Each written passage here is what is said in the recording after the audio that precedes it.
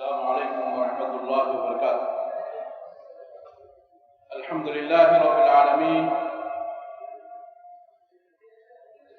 والعاقبۃ للمتقین ولا عدوان الا علی الظالمین والصلاة والسلام علی البشیر النذیر المبعوث رحمۃ للعالمین نبینا ورسولنا محمد بن عبد اللہ وعلى آلہ والتابعین لهم بإحسان إلى يوم الدین، اما بعد۔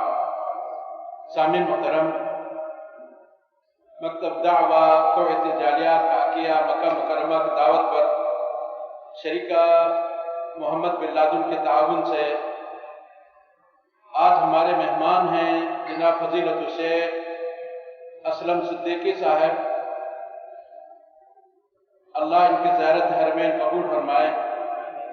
شیخ صاحب کا موضوع ہوگا اتباع سنت، تو تمام بھائیوں سے گزارش ہے کہ دل جمعی سے تشریف رکھیں۔ اب میں دعوت سخن دوں گا جناب فضیلت الشیخ اسلم صدیقی صاحب کو کہ آپ تشریف لائیں اور اپنے خیالات کا اظہار کریں۔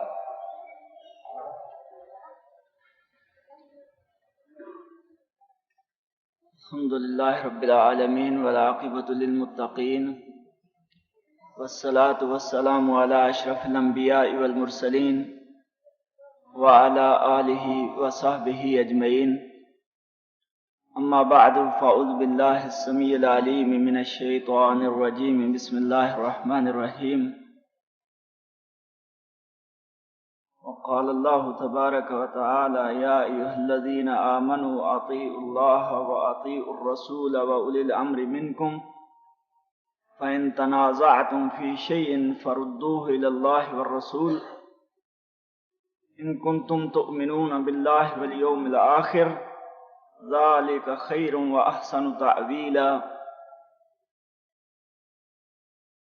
سب تعریفات اس اللہ خالق الملک کے لیے جو اپنی ذات اور صفات کے اعتبار سے یکتا و بے مثال ہے، جو ساری کائنات کا خالق و مالک، فرما روا، حاجت روا اور مشکل کشا ہے۔ درود و سلام سرور کونین تاجدار مدینہ، میرے اور آپ کے پیر و مرشد، رہبر و رہنما جناب محمد مصطفیٰ احمد مجتبیٰ صلی اللہ علیہ وسلم تسلیما کثیرا کثیرا کی ذات گرامی کے لیے۔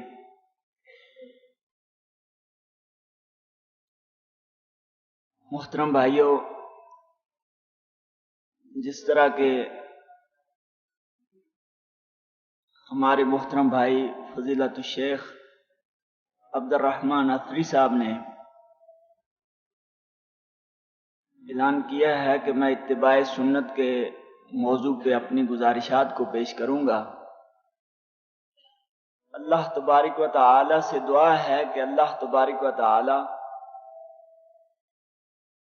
مجھے قرآن و حدیث کے مطابق اس موضوع کو بیان کرنے کی توفیق عطا فرمائے، اور ہم سب کو اللہ تبارک و تعالی اس پہ عمل کی بھی توفیق عطا فرمائے۔ جتنا بھی واعظ ہو، نصیحت ہو، درس ہو، محاضرہ ہو، اس کا فائدہ تب ہے جب اس پہ عمل کیا جائے۔ اگر عمل نہ ہو تو اس سنے سنائے کا فائدے کی بجائے وبال جان بنے گا، اگر سننے کے بعد آدمی اس پہ عمل پیرا نہ۔ تو اس لیے اللہ تبارک و تعالی سے دعا کرتے ہیں کہ اللہ ہم جو کہیں، جو سنیں، اللہ اس پہ ہمیں عمل کی بھی توفیق عطا فرمائے۔ تو کوئی بھی عمل، جتنا بھی بڑے سے بڑا عمل ہو، اس کے لیے دو بنیادی شرائط ہیں قبولیت کے لیے۔ پہلی بات کہ وہ کام خلوص نیت سے کیا جائے،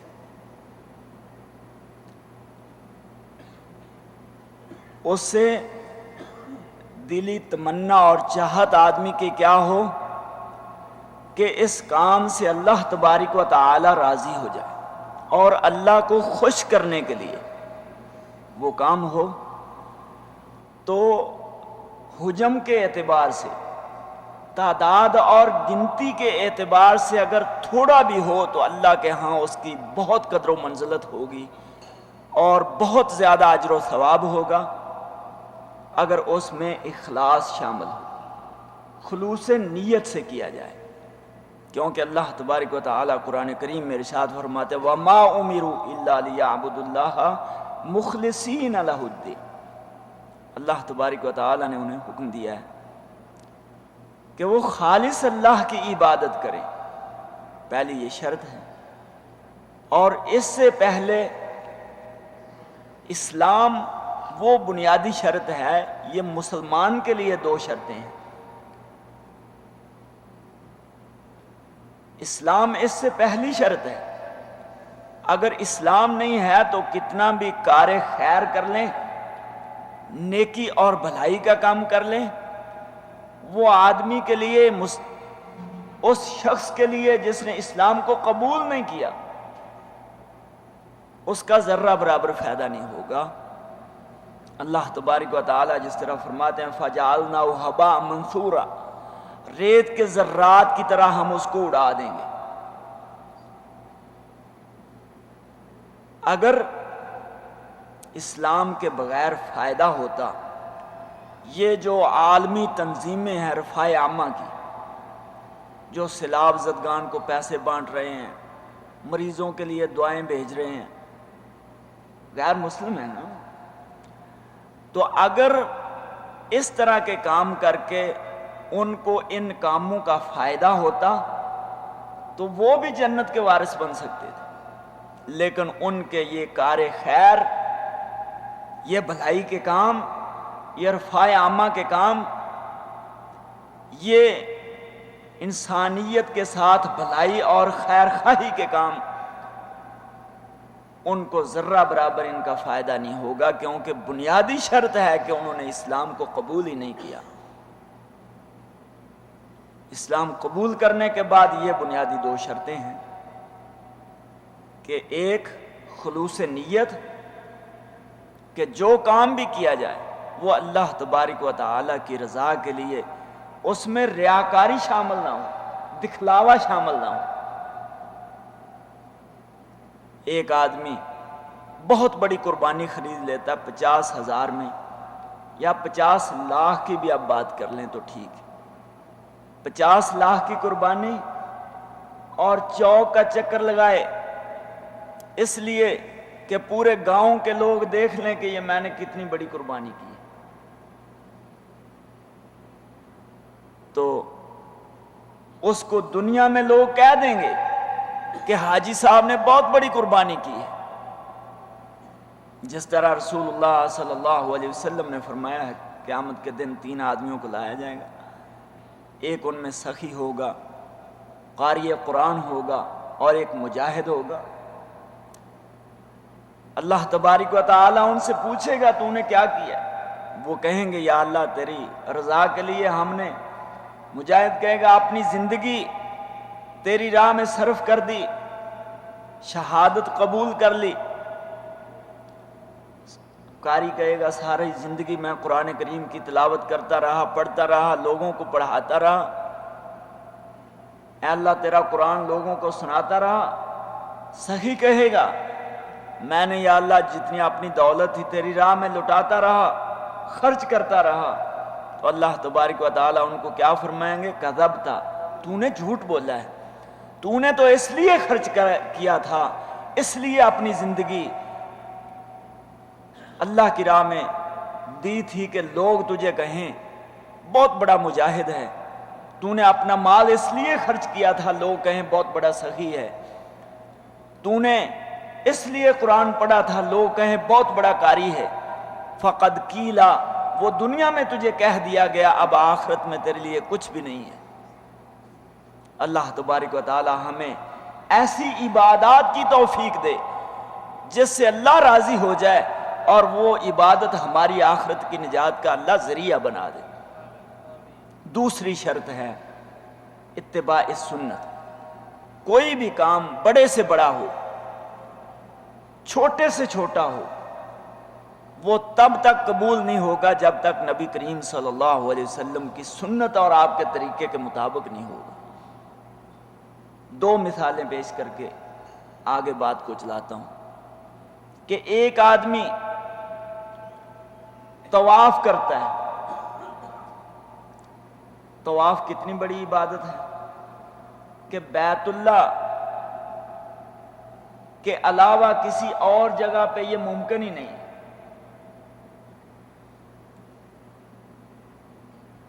اب ایک آدمی طواف کرتا ہے، طواف عبادت ہے کہ نہیں؟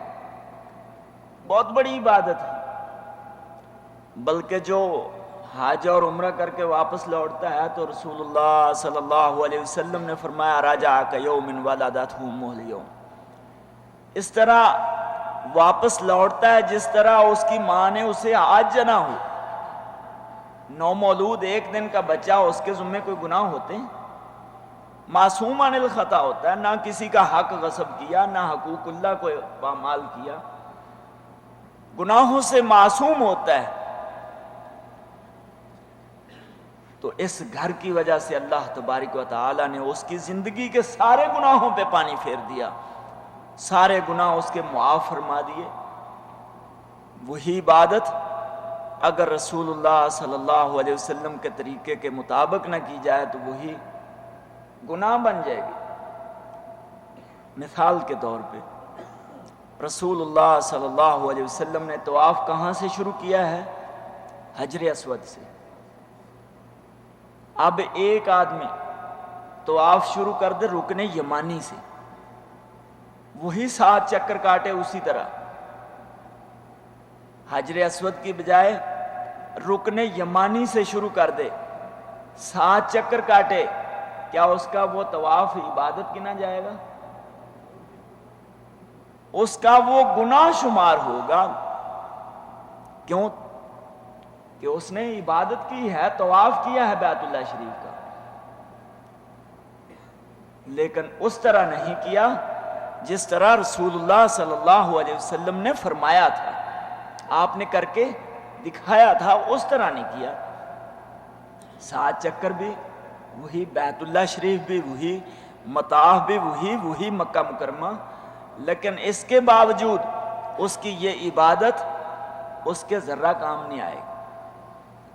اسی طرح دوسرا آدمی حجر اسود سے طواف شروع کرے، اس نے پہلے نے کہاں سے شروع کیا؟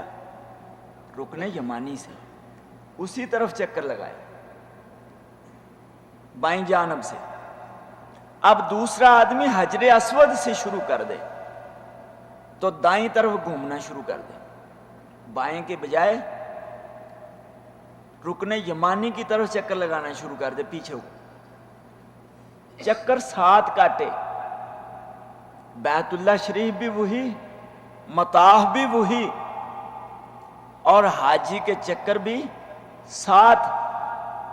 کیا اس آدمی کا طواف اللہ کے ہاں عبادت لکھا جائے گا؟ نہیں لکھا جائے گا۔ کیوں؟ کہ اس نے رسول اللہ صلی اللہ علیہ وسلم کے طریقے اور سنت کے مطابق نہیں کیا، اس نے سنت کے خلاف کیا ہے۔ اب وہی عبادت اگر رسول اللہ صلی اللہ علیہ وسلم کی سنت اور آپ کے طریقے کے مطابق کرتا، وہی عبادت تھی، اس کے لیے راہ نجات تھی۔ اگر اس نے اس کو دوسرے طریقے سے اپنی مرضی کے مطابق شروع کر دیا تو وہ عبادت کی بجائے گناہ لکھا جائے گا۔ کیوں؟ کہ عبادات جتنی ہیں نا وہ توقیفی ہیں۔ اللہ کے رسول صلی اللہ علیہ وسلم کو اللہ تبارک و تعالی نے وذریعہ وحی کے ذریعے دین دیا ہے، اور دین ہمارا سارے کا سارا اللہ کی وحی کا نام ہے۔ وحی کی 2 قسمیں ہیں، مطلوب اور غیر مطلوب۔ غیر مطلوب وحی قرآن کریم، غیر مطلوب حدیث رسول اللہ صلی اللہ علیہ وسلم، اور وحی مطلوب قرآن کریم ہے جس کی تلاوت کی جاتی ہے۔ سارے کا سارا دین وہ اللہ کی وحی کا نام ہے، اور وہی عبادت قبول ہوگی جو اللہ تبارک و تعالی کے بتلائے ہوئے اور پیغمبر صلی اللہ علیہ وسلم کے فرمائے ہوئے طریقے کے مطابق ہوگی۔ اور رسول اللہ صلی اللہ علیہ وسلم نے جتنی عبادات فرمائی ساری کی ساری اللہ کی وحی کے ساتھ۔ مثال کے طور پہ سورہ توبہ، اس کے شروع میں رسول اللہ صلی اللہ علیہ وسلم نے بسم اللہ الرحمن الرحیم نہیں لگوایا۔ اب کوئی آدمی بسم اللہ الرحمن الرحیم سورہ توبہ کی تلاوت سے پہلے اپنی طرف سے اضافہ کر دے تو وہ کیا عبادت ہے؟ سنت کے مطابق تلاوت ہے اس کی؟ نہیں ہے نا، کیونکہ رسول اللہ صلی اللہ علیہ وسلم نے جہاں پہ 113 سورتوں کے شروع میں بسم اللہ الرحمن الرحیم لکھوایا ہے تو یہاں پہ نہیں لکھوایا۔ یہ اللہ کی طرف سے حکم اسی طرح تھا۔ اسی طرح رسول کریم صلی اللہ علیہ وسلم نے اپنی زندگی میں ہجرت فرمائی ہے تو کہاں پہ؟ مدینہ الرسول کی طرف، وادی یثرب جس کو کہتے تھے اس کی طرف۔ تو اس سے پہلے مسلمانوں کے 2 قافلے حبشہ کی طرف ہجرت کر چکے تھے۔ حبشے میں مسلمانوں کو امن و سکون تھا کہ نہیں؟ نجاشی نے کیا کہا تھا؟ حضرت جعفر طیار رضی اللہ تعالی عنہ نے جب نجاشی کے سامنے سورہ مریم کی تلاوت کی اور اس کو اسلام سے متعارف کروایا تو نجاشی نے اس وقت یہ کہا تھا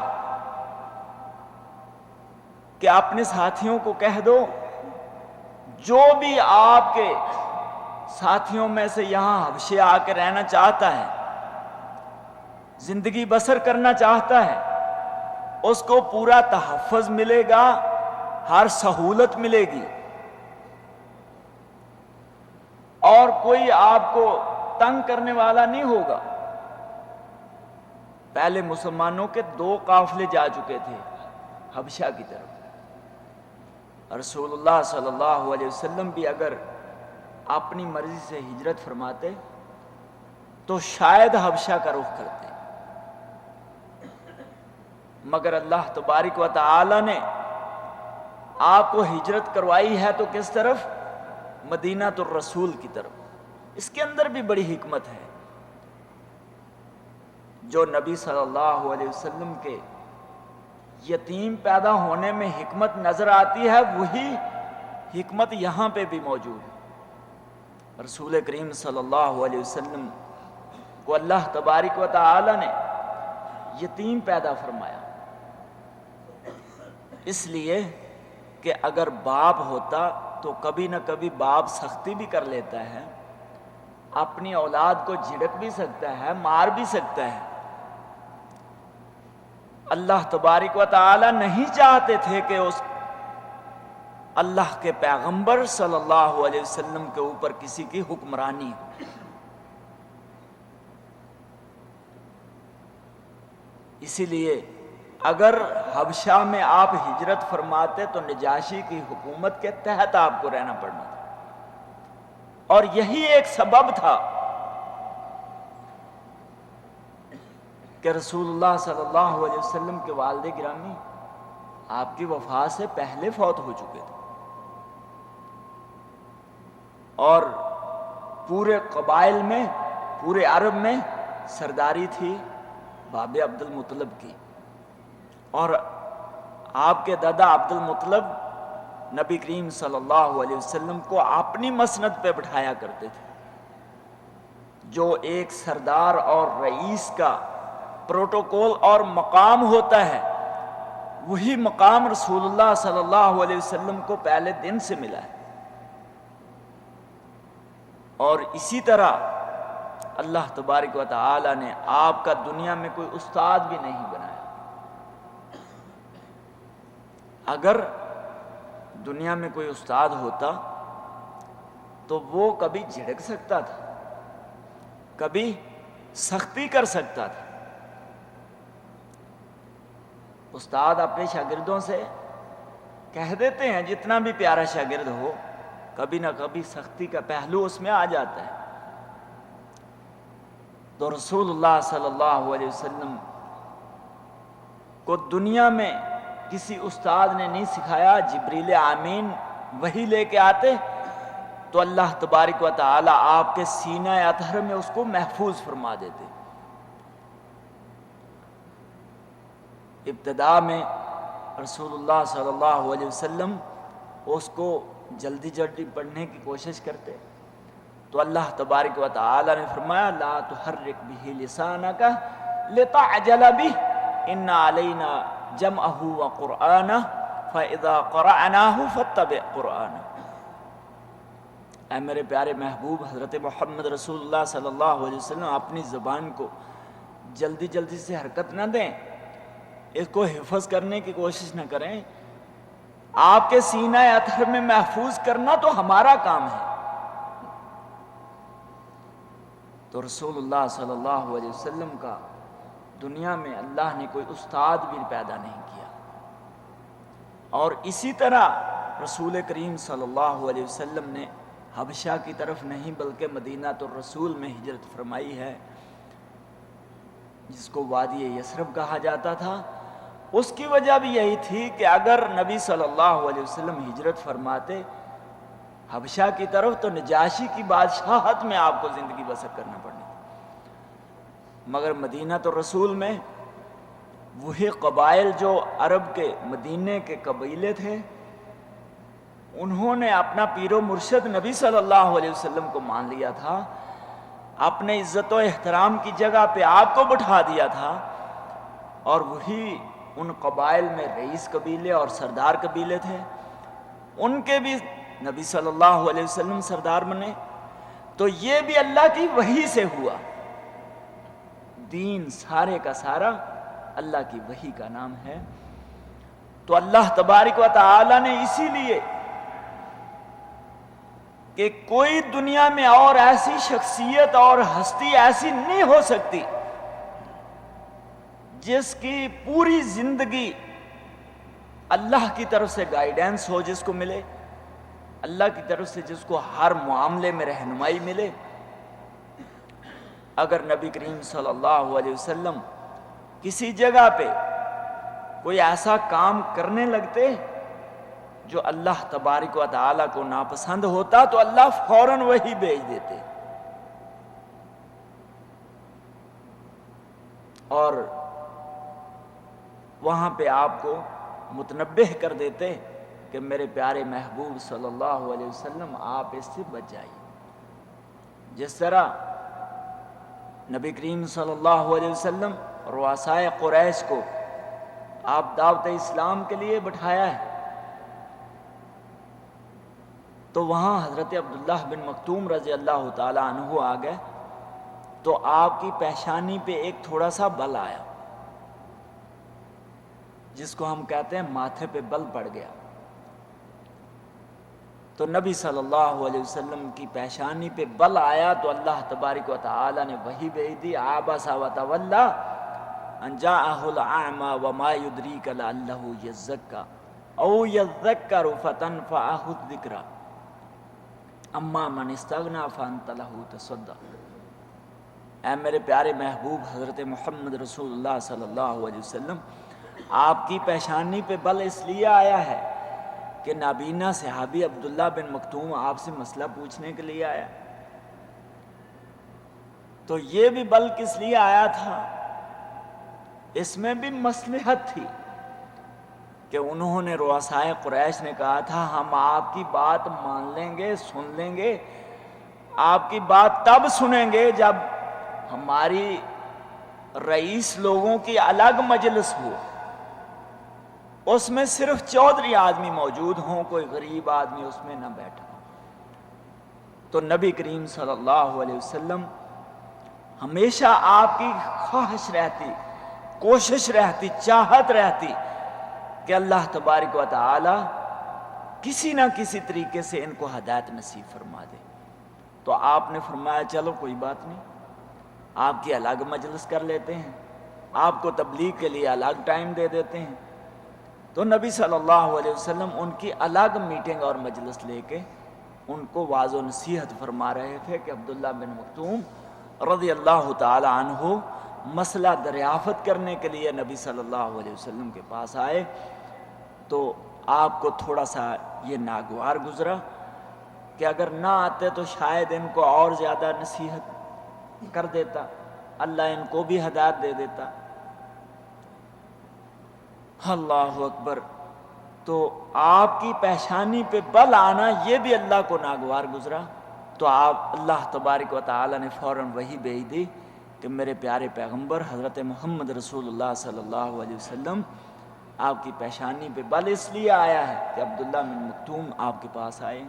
اللہ نے فوراً وہاں سے آپ کو متنبہ کر دیا، وحی بھیج دی۔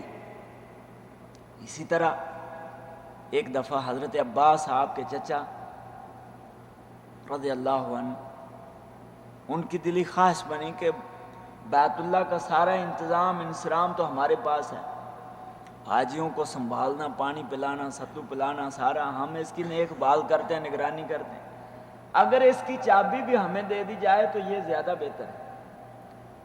تو نبی کریم صلی اللہ علیہ وسلم نے بیت اللہ کی چابی لے کے اپنے چچا حضرت عباس کو دے دی۔ فوراً اللہ کی طرف سے وحی آ گئی، ان اللہ یامرکم ان تؤدوا الامانات الی اہلھا، اللہ تم کو حکم دیتا ہے۔ آپ دیکھیں اس میں لفظ جو ہیں قرآن کریم کے، اللہ حکمن ارشاد فرماتا ہے کہ امانت اس کے اہل کے سپرد کر دو۔ تو حضرت نبی کریم صلی اللہ علیہ وسلم نے حضرت عثمان بن طلحہ رضی اللہ تعالی عنہ کو بلایا اور چابی ان کے حوالے کر دی، فرمایا آپ نے کسی وقت بھی بیت اللہ میں نماز پڑھنے سے کسی کو نہیں روکنا۔ یہی خصوصیت ہے بیت اللہ کی دوسری مساجد سے کہ رسول اللہ صلی اللہ علیہ وسلم نے جب حضرت عثمان بن طلحہ رضی اللہ تعالی عنہ کو چابی دی تھی بیت اللہ کی، تو یہ فرمایا تھا کسی وقت بھی یہاں نماز سے کسی کو طواف اور نماز سے نہیں روکنا۔ اسی لیے دنیا کی باقی مساجد تو بند ہو جائیں مگر بیت اللہ بند، حرم مکی بند نہیں ہوتا۔ تو یہ بھی اللہ کی طرف سے حکم تھا کہ دنیا میں کوئی ایسی شخصیت نہیں ہے جس کو بذریعہ وحی ہر جگہ پہ رہنمائی ملے، یہ صرف اکیلی ذات ہے میرے پیارے پیغمبر حضرت محمد رسول اللہ صلی اللہ علیہ وسلم کی۔ تو اس لیے اتباع کے لائق بھی وہی ذات ہو سکتی ہے جس کی پوری زندگی میں کوئی غلطی نہ ہو، جس کی پوری زندگی اللہ کی وحی کے ساتھ گزرے، وہی ذات ایسی ہو سکتی ہے کائنات میں۔ جس طرح امام مالک رحمۃ اللہ علیہ نے فرمایا تھا نبی کریم صلی اللہ علیہ وسلم کے روضہ اطہر کی طرف اشارہ کر کے کہ ہر آدمی کی بات کو رد بھی کیا جا سکتا ہے، اس کو قبول بھی کیا جا سکتا ہے، لیا بھی جا سکتا ہے، الا صاحب ھذا القبر، مگر نہیں رد کیا جا سکتا۔ ہر بات کو تسلیم کرنا واجب اور لازم ہے، فرض ہے۔ تو وہ یہی ہستی ہیں محمد رسول اللہ صلی اللہ علیہ وسلم۔ تو اللہ تبارک و تعالی نے اسی لیے قرآن کریم میں حکم ارشاد فرما دیا، اطیعوا اللہ و اطیعوا الرسول و اولی الامر منکم فإن تنازعتم فی شیء فردوہ الی اللہ والرسول۔ اگر تمہیں کسی معاملے میں اختلاف ہو جائے، پہلے حکم دیا اللہ اور اس کے رسول کی اطاعت کرنے اور اولی الامر کی۔ اگر کسی معاملے میں تنازع ہو جائے، جھگڑا ہو جائے، کوئی آدمی کہے اس طرح کرنا ہے، دوسرا آدمی کہے اس طرح کرنا ہے، فردوہ الی اللہ والرسول، تو اس معاملے کو اللہ اور اس کے رسول کے سپرد کر دو۔ آج امت اسلامیہ میں بہت سے اختلافات ہیں، ان اختلافات کا حل بھی یہی ہے، فردوہ الی اللہ والرسول، ان سارے معاملات کا حل اگر تلاش کیا جائے گا تو کس میں؟ سنت رسول کی اتباع میں۔ نبی کریم صلی اللہ علیہ وسلم کی جب رحلت اور آپ کا وصال ہوا، آپ کا انتقال ہوا، تو مسلمانوں میں اس وقت اختلاف پیدا ہوا۔ کیا اختلاف تھا؟ سب سے پہلے تو یہ اختلاف تھا کہ نبی صلی اللہ علیہ وسلم فوت ہوئے کہ نہیں ہوئے۔ حضرت عمر فاروق جیسی جلیل القدر شخصیت رضی اللہ تعالی عنہ فرمانے لگے، جو آدمی یہ کہے گا کہ اللہ کے رسول فوت ہوگا، میں اس کی گردن اڑا دوں گا۔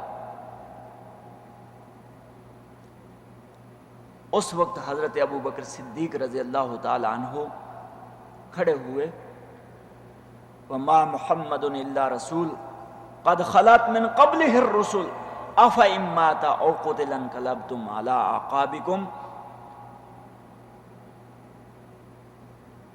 دوسری جگہ پہ فرمایا من کان یعبد اللہ فإن اللہ حی لا یموت ومن کان یعبد محمدا فإن محمدا قد مات۔ لوگوں کان کھل کے بات سن لو، تم میں سے جو محمد رسول اللہ صلی اللہ علیہ وسلم کی عبادت کرتا تھا اس کا اللہ آج فوت ہو گیا۔ وَمَنْ كَانَ يَعْبُدُ اللَّهَ فَإِنَّ اللَّهَ حَيٌّ لَا يَمُوتُ۔ جو اللہ تبارک و تعالی کی عبادت کرتا تھا اس کا اللہ، اس کا رب ہمیشہ ہمیشہ زندہ ہے۔ اور قرآن کریم کی جب یہ آیت وَمَا مُحَمَّدٌ إِلَّا رَسُولٌ قَدْ خَلَتْ مِن قَبْلِهِ الرُّسُلُ، حضرت عمر فاروق رضی اللہ تعالی عنہ فرماتے ہیں جب میرے کان میں یہ آیت پڑی تو مجھے ایسے محسوس اور معلوم ہوا کہ یہ آیت ابھی نازل ہوئی۔ آرام سے سکون سے بیٹھ گیا کہ اللہ کے پیغمبر اور اللہ کے رسول تو اس دنیا سے چل بسے۔ دوسرا اختلاف ہوا کہ اللہ کے رسول صلی اللہ علیہ وسلم کو دفن کہاں پہ کیا جائے۔ بعض صحابہ کی رائے تھی کہ نبی کریم صلی اللہ علیہ وسلم کو بقیع میں دفن کیا جائے، بہت سارے صحابہ کرام وہاں پہ۔ ایک صحابی غالباً حضرت ابو بکر صدیق رضی اللہ تعالی عنہ، انہوں نے کہا میں نے اللہ کے رسول صلی اللہ علیہ وسلم کی زبان اطہر سے سنا تھا کہ اللہ کے پیغمبر اور اللہ کے رسول جہاں پہ فوت ہوتے ہیں وہاں اس کو دفن کیا جاتا ہے۔ سارے صحابہ خاموشی سے بیٹھ گئے۔ ایک اللہ کے رسول کا فرمان آیا، سارے اپنے اپنے رائے ترک کر کے، پہلے بھی اللہ کے رسول کا پیغام آیا، فرمان سامنے آیا تو حضرت عمر فاروق جیسی جلیل القدر شخصیت آرام و سکون سے سب صحابہ بیٹھ گئے۔ اختلاف کا حل نکلا تو کہاں سے؟ سنت رسول اللہ صلی اللہ علیہ وسلم۔ اب دفن کے بارے میں اختلاف کا حل نکلا تو کہاں سے؟ سنت رسول اللہ صلی اللہ علیہ وسلم، حدیث رسول اللہ صلی اللہ علیہ وسلم۔ جب لشکر اسامہ کے معاملے میں اختلاف ہوا، بعض صحابہ کہنے لگے کہ نبی کریم صلی اللہ علیہ وسلم اب اس دنیا میں نہیں رہے۔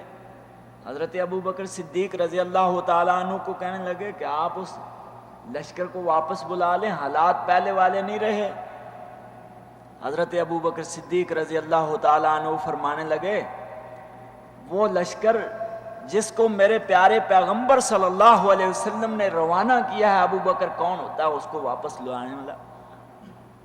اللہ کے رسول صلی اللہ علیہ وسلم کے فعل اور آپ کے عمل سے اس کا حل جب حضرت ابو بکر صدیق رضی اللہ تعالی عنہ نے اللہ کے رسول کا فعل بتلایا کہ اس لشکر کو روانہ کرنے والے اللہ کے رسول ہیں، تو فوراً صحابہ خاموش ہو گئے اور انہوں نے آمنا و صدقنا پہ لبیک کہہ دیا۔ تو کوئی بھی آج بھی اگر امت اسلامیہ میں مسئلہ آئے، کوئی معاملہ پیدا ہو، تو اللہ تبارک و تعالی نے اس کا حل کیا بتلایا؟ فردوہ الی اللہ والرسول، اس معاملے کو اللہ اور اس کے رسول کے سپرد کر دو۔ اور اللہ تبارک و تعالی نے قرآن کریم میں ارشاد فرمایا فلا وربک لا یؤمنون حتی یحکموک فیما شجر بینہم ثم لا یجدوا فی انفسہم حرجا مما قضیت ویسلموا تسلیما۔ تیرے رب کی قسم، اتنی دیر تک یہ مومن نہیں ہو سکتے، فلا وربک لا یؤمنون حتی یحکموک فیما شجر بینہم، جو آپ ان میں فیصلہ صادر کریں اس کو وہ تسلیم نہ کر لیں۔ اگر دل میں کجی ہو، ٹیڑھا پن ہو، پھر وہ مومن نہیں ہے۔ تو تمام کے تمام مسائل، ان کا حل بھی رسول اللہ صلی اللہ علیہ وسلم کی سنت ہے۔ آج ہمارے معاشرے میں جو عبادات ہیں اس کو بھی ہم نے دیکھنا ہے کہ کیا یہ عبادت ہے۔ کس میں دیکھیں گے؟ سنت رسول اللہ صلی اللہ علیہ وسلم کے تناظر میں، کہ نبی صلی اللہ علیہ وسلم نے اس کام کے کرنے کا طریقہ بتلایا ہے۔ مثال کے طور پہ آج کل ہم کس مہینے میں جا رہے ہیں؟ عربی مہینہ رجب ہے۔ تو رجب میں بعض لوگ مختلف طرح کی، کوئی صلاۃ الرغائب پڑھتا ہے، کوئی عمرہ کرتا ہے، کوئی 22 رجب کو صدقہ و خیرات کرتا ہے۔ تو دیکھنا یہ ہے کہ کیا نبی صلی اللہ علیہ وسلم کے دور میں، صحابہ کرام رضوان اللہ علیہم اجمعین کے دور میں یہ کوئی عبادت تھی؟ اگر تو نبی صلی اللہ علیہ وسلم کے دور میں تھی اور آپ نے اس کا طریقہ نہیں بتلایا، نعوذ باللہ من ذالک، تو اللہ کے رسول نے اس میں خیانت کی ہے۔ نعوذ باللہ من ذالک، نعوذ باللہ من ذالک۔ اللہ کے رسول صلی اللہ علیہ وسلم نے جو اللہ کی طرف سے حکم ملا تھا، جو پیغام ملا تھا، جو اللہ کی وحی آئی تھی، جو مسائل آئے تھے، آپ نے حجۃ الوداع کے موقع پہ سب لوگوں کو مخاطب کر کے فرمایا حل بلغت، حل بلغت، حل بلغت، کیا میں نے تم کو اللہ کا پیغام پہنچا دیا ہے؟ کیا تمہیں اللہ کا پیغام پہنچا دیا ہے؟ کیا تم کو اللہ کا پیغام جو میرے ذمے تھا پہنچا دیا؟ صحابہ نے کہا بلغت وعدیت، اللہ کے رسول آپ نے صرف نہ پہنچا دیا بلکہ اس کا حق ادا کر دیا۔ تو رسول اللہ صلی اللہ علیہ وسلم نے فرمایا اللہم فاشہد، اللہم فاشہد، اللہم فاشہد، اے اللہ یہ دنیا والے تو گواہی دے رہے ہیں کہ میں نے تیرا پیغام ان لوگوں تک پہنچا دیا، اللہ تو بھی گواہ ہو جا کہ میرے ذمے جو تو نے تبلیغ اور رسالت کی ڈیوٹی لگائی تھی وہ میں پوری کر دی۔ اللہ کے رسول صلی اللہ علیہ وسلم نے سارے کا سارا دین امت تک پہنچا دیا ہے، اور وہ دین ہی نہیں ہے جو اللہ کے رسول کی سنت میں ملتا نہیں ہے۔ اس طرح اور بھی کئی عبادات ہیں لوگ کرتے ہیں۔ آپ ایک قاعدہ اور کلیہ ذہن میں رکھیں، سنت کے مقابلے میں آتی ہے بدعت۔ جو بدعت ہوگی وہ علاقائی ہوگی، سنت بین الاقوامی ہوگی، سنت بین الاقوامی ہوگی۔ یہاں پہ بھی آدمی سنت کے مطابق نماز پڑھے گا، وہی نماز ہوگی جو یمن میں پڑھے گا، وہی نماز ہوگی جو فرانس میں پڑھے گا، وہی نماز ہوگی جو افریقی ممالک میں پڑھی جائے گی۔ سنت بین الاقوامی ہے، جہاں بھی چلے جائیں۔ اذان لے لیجئے، سنت وہ ہے جو حضرت بلال رضی اللہ تعالیٰ عنہ نے کہی، جو حضرت عبداللہ ابن مکتوم رضی اللہ تعالیٰ عنہ نے کہی، وہ اذان سنت ہے۔ اگر کوئی اس کے پہلے اضافہ کرتا ہے تو یہاں والا کوئی اور کرتا ہے، لاہور والا کوئی لفظ اور کہتا ہے، پشاور والا کوئی اس سے پہلے لفظ اور کہتا ہے۔ اگر سنت ہوگی تو وہ ہر علاقے میں ایک ہی ہوگی۔ اس کے لیے اصول یہ ہے کہ سنت بین الاقوامی ہے، بدعت علاقائی ہے۔ رجب کے مہینے میں افریقہ کے لوگ کچھ اور کریں گے، جنوبی آسیا کے لوگ کچھ اور کہیں گے، امارات میں اگر بدعت ہے تو وہ کچھ اور طریقے سے عبادت کریں گے، ان کی عبادت کے طریقے مختلف ہوں گے۔ سنت بین الاقوامی ہے، ہر علاقے میں وہی طریقہ رائج ہوگا جو میرے پیارے پیغمبر حضرت محمد رسول اللہ صلی اللہ علیہ وسلم نے سنت میں بتلا دیا۔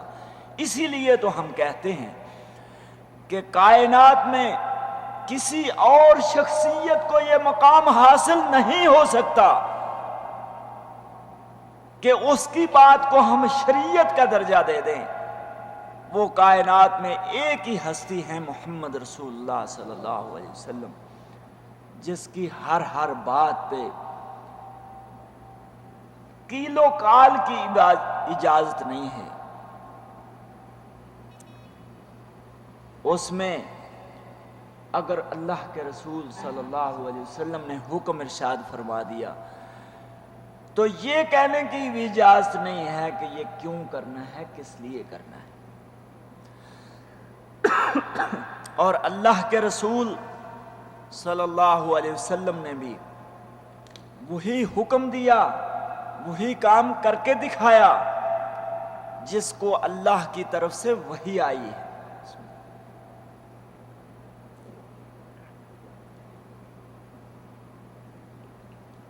وہی طریقہ ہمارے لیے مشعل راہ ہے، ہمارے لیے سنت رسول کا درجہ رکھتا ہے، جو نبی صلی اللہ علیہ وسلم نے کر کے دکھایا، صحابہ کو بتلایا ہے، یا آپ کی موجودگی میں وہ کام کیا گیا ہے۔ حدیث کی 3 ہی قسمیں ہوتی ہیں نا، قولی، فعلی، تقریری، کہ رسول اللہ صلی اللہ علیہ وسلم نے وہ کام خود کیا، یا آپ نے صحابہ کو حکم دیا، یا آپ کی موجودگی میں وہ کام کیا گیا ہو، آپ نے اس سے منع نہ فرمایا ہو۔ اس کے علاوہ باقی کام جو ہم اپنی طرف سے عبادت سمجھ کے کریں وہ عبادت نہیں ہوں گے۔ عبادت کے لیے ضروری ہے کہ وہ رسول اللہ صلی اللہ علیہ وسلم کی سنت کے مطابق۔ اب ایک اور مثال دے کے بات واضح کرتا ہوں کہ قرآن کریم کی تلاوت کرنا کتنا بڑا عمل ہے، بہت بڑا، اجر و ثواب کا۔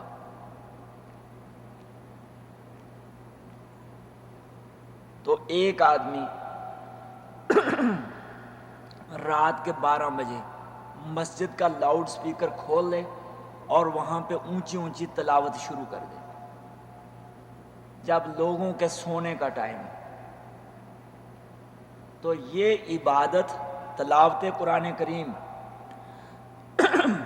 آدمی کے نامہ اعمال میں عبادت لکھی جائے گی؟ نہیں لکھی جائے گی۔ اس کا ثواب ہوگا؟ نہیں ہوگا۔ بلکہ صرف یہ نہیں ہے کہ ثواب نہیں ہوگا بلکہ الٹا گناہ ہوگا۔ کیوں؟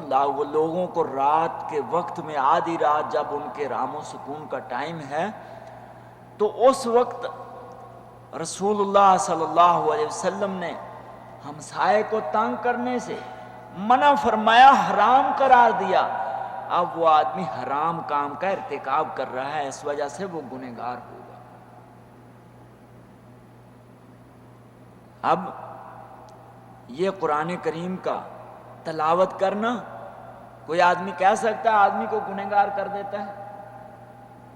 عام روٹین میں یہ عبادت ہے، مگر رسول اللہ صلی اللہ علیہ وسلم کی تعلیمات کے خلاف کریں گے، وہی تلاوت قرآن وہ وبال جان بن جائے گا۔ اسی طرح رسول اللہ صلی اللہ علیہ وسلم نے جانور ذبح کرتے وقت کون سی تکبیر بتلائی ہے؟ بسم اللہ اللہ اکبر۔ اب ایک آدمی جانور ذبح کرتے وقت بسم اللہ اللہ اکبر کی جگہ پہ اشہد ان لا الہ الا اللہ و اشہد ان محمد رسول اللہ صلی اللہ علیہ وسلم یہ پڑھ دے تو جانور ذبح ہوگا؟ کیوں؟ اس نے تو کلمہ پڑھا ہے، کلمہ پڑھ کے تو کافر مسلمان ہو جاتا ہے، آپ کہتے ہیں نہیں ہوگا۔ بھئی یہ کلمے نے اس کو حرام نہیں کیا، رسول اللہ صلی اللہ علیہ وسلم کی سنت کی مخالفت نے، رسول اللہ صلی اللہ علیہ وسلم کے طریقے کے خلاف کام کرنے نے اس کو حرام کر دیا۔ وہ جانور ذبح اور حلال نہیں ہوگا۔ ذبح تب ہوگا جب اللہ کے رسول صلی اللہ علیہ وسلم کی تعلیمات کے مطابق، آپ کی سنت کے مطابق بسم اللہ اللہ اکبر پڑھیں گے تو وہ جانور ذبح ہوگا، وہ تکبیر ہوگی۔ اور اسی طرح ایک آدمی اذان کہتا ہے، اذان کے آخر میں کون سا کلمہ ہے؟ لا الہ الا اللہ، حی علی الصلاۃ حی علی الفلاح کے بعد کیا آتا ہے؟ لا الہ الا اللہ۔ وہ وہاں لا الہ الا اللہ کے ساتھ محمد رسول اللہ کا اضافہ کر دے، اس آدمی کی اذان عبادت ہوگی؟ کیوں؟ اس نے کیا پڑھا ہے؟ اگر آدمی ایک لا الہ الا اللہ پڑھتا رہے تو مسلمان ہو جائے گا؟ نہیں ہوگا۔ جب تک محمد رسول اللہ صلی اللہ علیہ وسلم کلمے کا دوسرا جز نہیں پڑھے گا، اس وقت تک لا الہ الا اللہ پڑھ لینے سے آدمی مسلمان نہیں ہوتا۔ مگر اذان میں جہاں پہ رسول اللہ صلی اللہ علیہ وسلم نے لا الہ الا اللہ بتلایا ہے، وہاں محمد رسول اللہ نہیں بتلایا۔ اگر کوئی آدمی اپنی مرضی سے وہاں اذان کے آخری کلمہ لا الہ الا اللہ کے ساتھ محمد رسول اللہ کا اضافہ کر دے، اس کی وہ اذان نہیں رہے گی، اس کو اس اذان کا ثواب کی بجائے گناہ ہوگا۔ وہی کلمہ کہا جو کلمہ پڑھے بغیر آدمی مسلمان نہیں ہو سکتا۔ اگر یہاں پہ نبی صلی اللہ علیہ وسلم نے نہیں بتلایا تو یہاں وہ کلمہ کہے گا تو اللہ کے ہاں گنہگار شمار ہوگا۔ اللہ تبارک و تعالی سے دعا کیجئے، اللہ تبارک و تعالی ہمیں سنت کے مطابق اپنے اعمال کو کرنے اور زندگی گزارنے کی توفیق عطا فرمائے، اور بدعات سے بچنے کی بھی اللہ توفیق عطا فرمائے۔ یہ رجب کے حوالے سے ایک گزارش اور کرنا چاہتا ہوں کہ 22 رجب کو جو حضرت امیر معاویہ رضی اللہ تعالی عنہ کی وفات کا دن ہے، یہاں ہمارے علاقوں میں بعض اس کو خوشی کے طور پہ صحابہ کے بغض میں مناتے ہیں، تو یہ بھی خلاف شرع اور خلاف سنت ہے، بلکہ صحابہ سے بغض کی ایک انتہا ہے کہ کسی کی وفات پہ بھی کوئی آدمی وہ دکھ اور درد میں شریک ہونے کی بجائے اس کے وہاں پہ خوشی کا اظہار کرے، تو یہ صحابہ دشمنی میں اصل میں کیا گیا تھا۔ یہی امت اسلامیہ میں یہ رافضیت کی طرف سے ٹرانسفر ہو کے اہل سنت میں بھی آ گیا۔ بہت سے ایسے امور ہیں، مثال کے طور پہ یہ ایک پتھر ہے جس کو فیروزہ کہتے ہیں، وہ کس طرف منسوب ہے کہ جس خبیث اور لعین آدمی نے حضرت عمر فاروق رضی اللہ تعالی عنہ کو شہید کیا تھا، ابو لولو فیروز، اس کے نام پہ اب وہ ان لوگوں کا ہیرو مانا جاتا ہے، اس کے نام پہ انہوں نے ایک پتھر کو جو قیمتی اپنی زبان میں اس کو بڑا مقدس سمجھتے ہیں. اس لولو فیروز کے نام پہ فیروزہ پتھر رکھا، اور کچھ اس کو فیروز بابا بھی کہتے ہیں. یہ بھی صحابہ کی دشمنی کی انتہا ہے.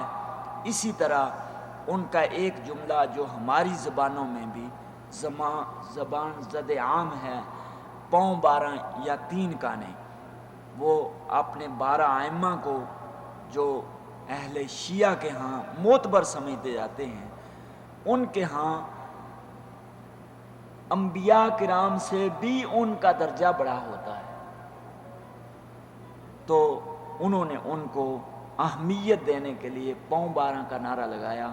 اور صحابہ حضرت علی رضی اللہ تعالی عنہ کے علاوہ باقی 3 صحابہ خلفائے راشدین میں، ان کو انہوں نے نعوذ باللہ من ذالک ایسا لقب دیا جس کو ہمارے معاشرے میں منحوس سمجھا جاتا ہے.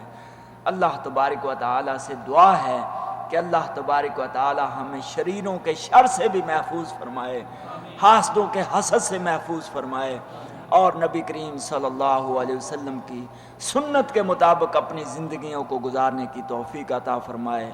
وآخر دعوانا ان الحمد للہ رب العالمین.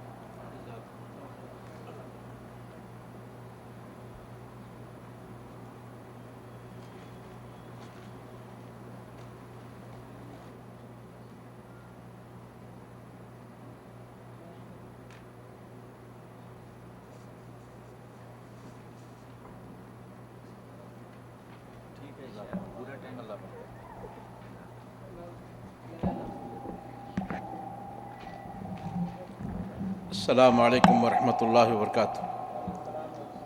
سامعین محترم، یہ تھے فضیلت الشیخ اسلم صدیقی صاحب. اللہ ان کے بند و نصائح پر ہمیں عمل کرنے کی توفیق دیں. اللہ ہمیں سنت کے شیدائی بنائیں اور بدعت اور اہل بدعت سے خلاصی، ان سے براءت اور ان سے نفرت کی اللہ ہمیں توفیق دے. اللہ دنیا بھر کے مسلمانوں کو کتاب اور سنت پر متحد اور متفق فرمائے. سامعین محترم، اللہ رب العزت سب کی اس حاضری کو قبول فرمائے. شیخ صاحب کا بھی شکریہ ادا کرتے ہیں کہ انہوں نے دعوت پر لبیک کہتے ہوئے یہاں حاضری دی اور آپ کو پند و نصائح سے نوازا، اور آپ سب کے بھی شکر گزار ہیں کہ اللہ آپ لوگوں کو ایک ایک قدم پر، ایک ایک لمحہ، منٹ، سیکنڈ پر اس کا بہتر اجر ثواب عطا فرمائے.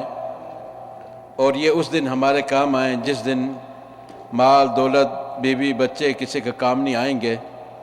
تو یہ زمین، یہ شجر، حجر، یہ سب اس دن گواہی دیں گے انشاءاللہ کہ یہ مجھ سے ہو کر گزر کر گیا ہے وعظ و نصیحت سننے کے لیے.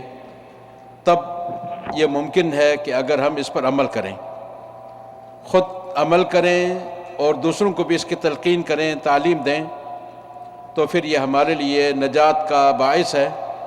اگر خود عمل نہ کریں یا دوسروں کو دعوت تبلیغ نہ کریں تو بھی ہمارے لیے وبال جان ہے.